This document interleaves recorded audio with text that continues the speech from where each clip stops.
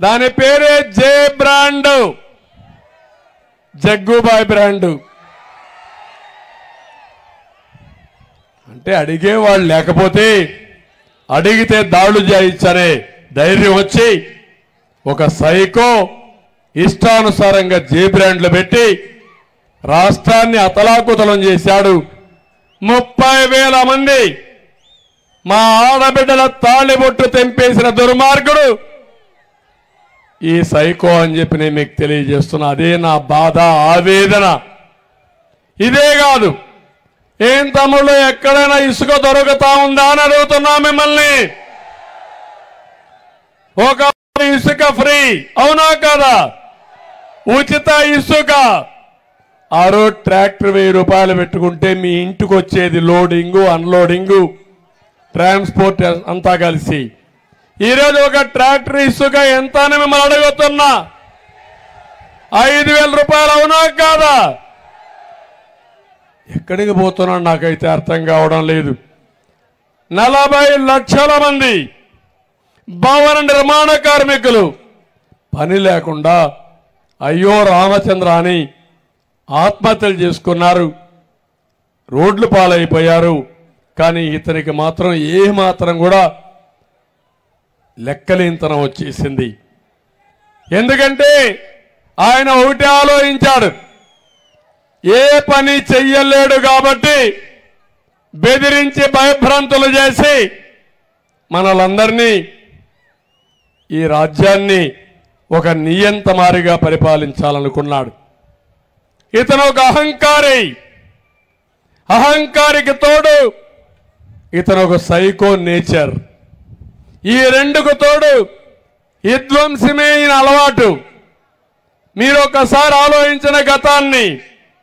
ఏ ముఖ్యమంత్రి అయినా మంచి పని చేసి మంచి సాంప్రదాయంతో పరిపాలన ప్రారంభిస్తారు. ఈయన రావడమే కలెక్టర్స్ కాన్ఫరెన్స్ పెట్టి నేను కట్టానని ప్రజావేదికని కూల్చేసి పాలన ప్రారంభించాడంటే ఇతను ఒక మనిషి అని మీరు ఒక్కసారి ఆలోచించుకోవాలి. నేర ప్రవృత్తి, నేరాలు ఘోరాలు చేయడం, పోలీస్ వ్యవస్థను ఉపయోగించుకొని ఎక్కడికక్కడ అణిచివేయాలని ఆలోచన తప్ప ఈ రాష్ట్రంలో శాంతి భద్రతలు పరిరక్షించాలి, ప్రజాస్వామ్యంగా ముందుకు పోవాలని ఎక్కడా లేదు.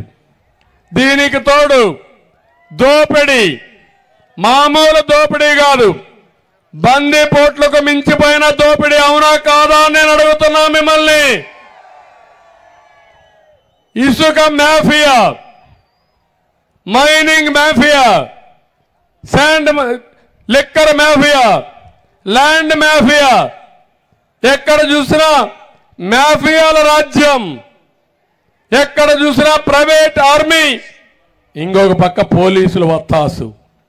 ఈ రెండు కలిపి రాష్ట్రాన్ని నాశనం చేసేశారు. అందుకే నా ఆవేదన ఒకటే అడుగుతున్నా మిమ్మల్ని అందరినీ. నిన్నటి వరకు సెటిల్మెంట్ జరిగాయి, మామూలు సెటిల్మెంట్లు కాదు. మీరు అనుకుంటారు నన్నేం చేస్తారని. ఈ చీరాలలో ఏ విధంగా అయితే రౌడీ జరుగుతుందో ఇదే విధంగా రాష్ట్రం అంతా చేయడానికి ప్రారంభించారు ఈ దుర్మార్గులు. అందుకే మీకు హామీ ఇస్తున్నా, ఈ దుర్మార్గుల్ని తుదముట్టించి మళ్ళా ప్రజాస్వామ్యాన్ని నిర్మాణం చేసే బాధ్యత మా కూటమిదని చెప్పి మీ అందరికీ హామీ ఇస్తున్నా.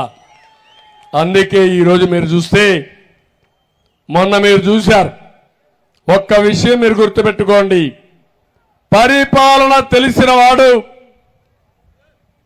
ఒక పద్ధతి ప్రకారం చేసి సంక్షేమం ఇస్తూ అభివృద్ధి చేసి అదే మన నిరంతరం ఈ కార్యక్రమాలు కొనసాగించే విధంగా చేయాల్సిన బాధ్యత ఉంటుంది.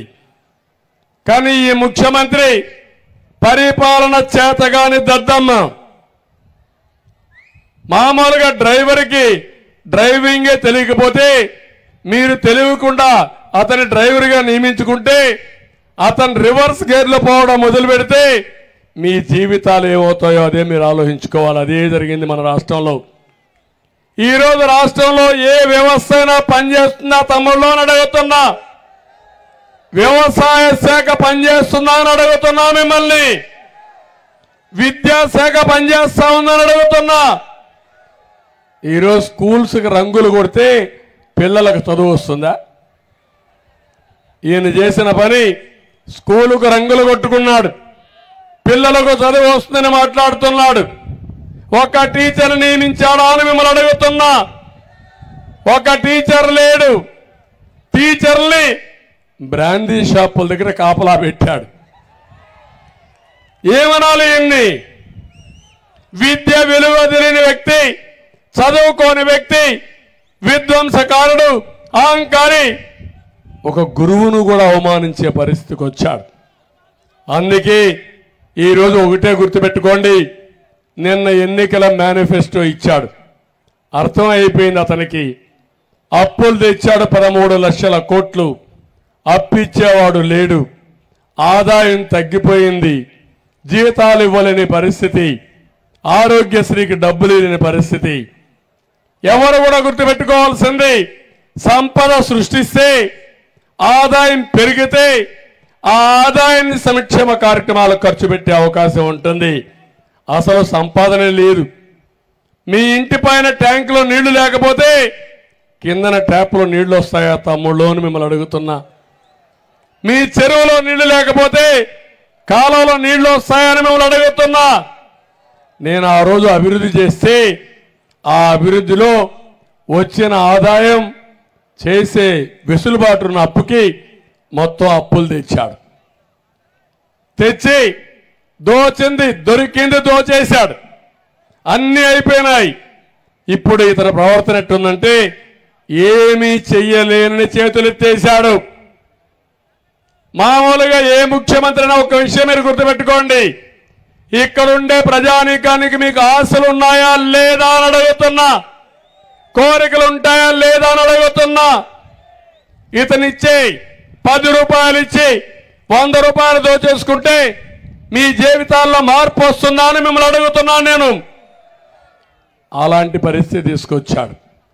అందుకే నేను ఆలోచించి ఒకటే చెప్తున్నా, మొన్న ఆయన ఎన్నికల మేనిఫెస్టో చూశారు, నిన్న మా ఎన్నికల మేనిఫెస్టో, కూటమి మేనిఫెస్టో, ప్రజా మేనిఫెస్టో మీరు చూశారు.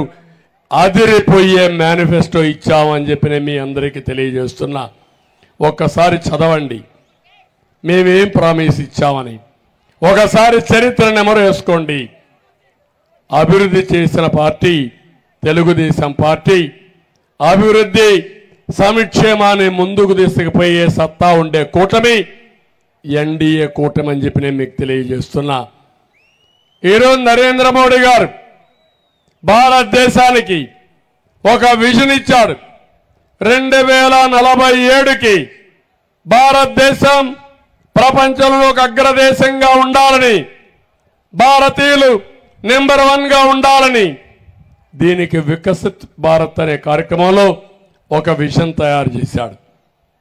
నేను ఆలోచించాను, ఎప్పుడో 99లో సమైక్య ఆంధ్రప్రదేశ్కి ఒక విజన్ ఇచ్చారు. విజన్ 2020 తయారు చేశాను. ఈరోజు రాష్ట్రం విడిపోయింది, కానీ ఆ రోజు నేను అనుకున్న పనులన్నీ హైదరాబాద్లో జరిగాయి. ఆ హైదరాబాద్ నగరం తెలంగాణకు పోయే పరిస్థితి వచ్చింది.